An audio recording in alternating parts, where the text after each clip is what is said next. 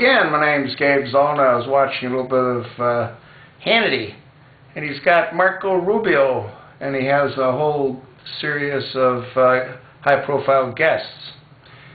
And they're talking about, immigration and the border.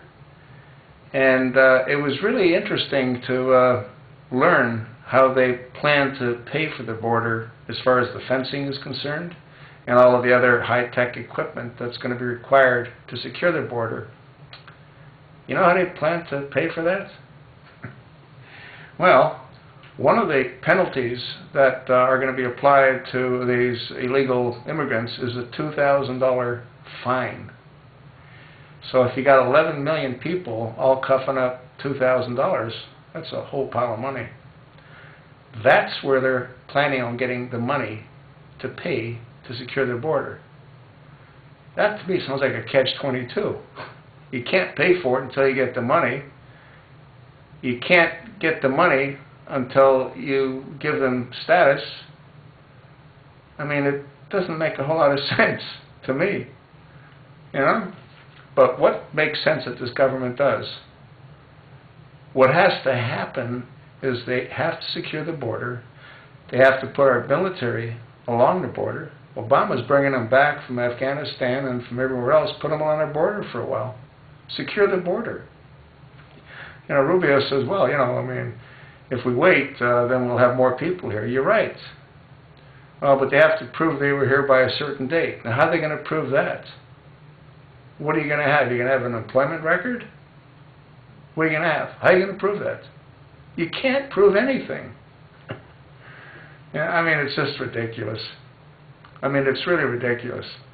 The Gang of Eight. Yeah. And, the questions that are being asked, they're not getting the right kind of answers to those questions.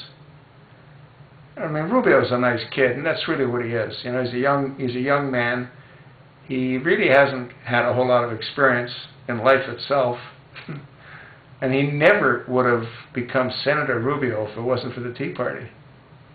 Personally, I think they've made a mistake with some of the ones that they've gotten through.